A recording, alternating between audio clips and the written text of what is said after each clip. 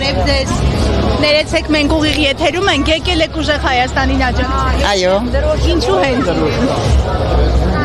Իր ծրագրերը, իր գործունեությունը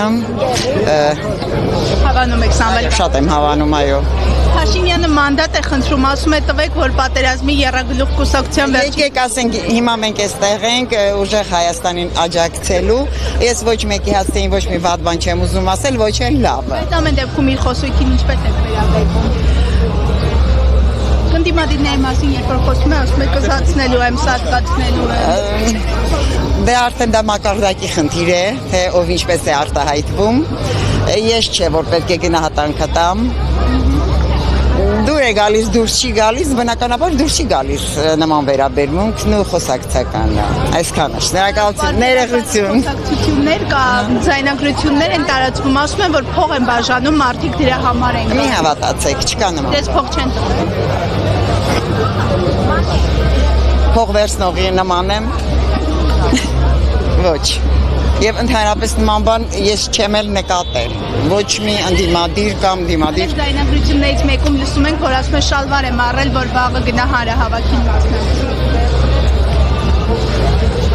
Եկեք ավելի մակարդակով բաներից խոսենք։ Փաշինյանն էլ այսօր խոստանում էր, որ բիբարի հարցը կլուծի։ Լավ կանի, շատ լավ կանի, դա դրական առաջընթաց է։ Կլուծի, կհաջողվի իրեն։ Արդեն դա իրենից է կախված, տեսնենք։ Ստացվի թե ոչ։ Ինչ է կարծում, կստացվի թե ոչ։ Ես միայն ցանկություն ունեմ։ Ցանկություն ունեմ մեր հայրենիքը, ծովից ծով Հայաստանը տեսնել ազատ, անկախ եւ հայ ազգով լի։ Գիտեք, երեք Արարատ Միրզոյանը ասում էր, ես պատմաբան եմ, ես էլ կուզեի այդ ծովից ծով Հայաստան ունենայինք, բայց ապրում ենք այս իրականությունում 21-րդ դարում, այս չափերով Հայաստանում։ Ես հասկացա ձեր հարցը,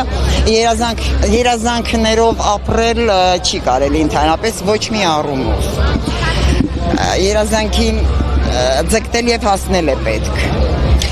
Այդ դեպքում մարդ Արարատը պետք է ունենա շատ մեծ ու բարձր ինքնասիրություն,